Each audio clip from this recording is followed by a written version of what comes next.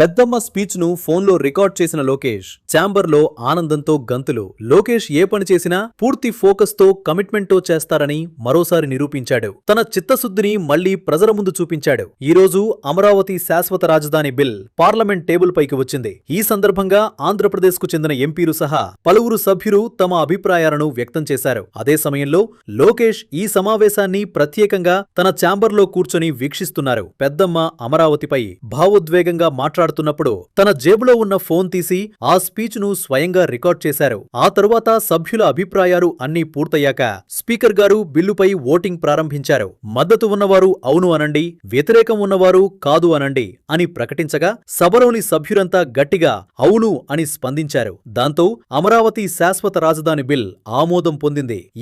ఈ ఆనంద క్షణంలో నారా లోకేష్ లేచి నిలబడి గంతులు వేస్తూ హర్షధ్వానాలు వ్యక్తం చేశారు. అమరావతి కోసం సాగిన పోరాటానికి ఇది ఒక చారిత్రాత్మక మైలురాయి.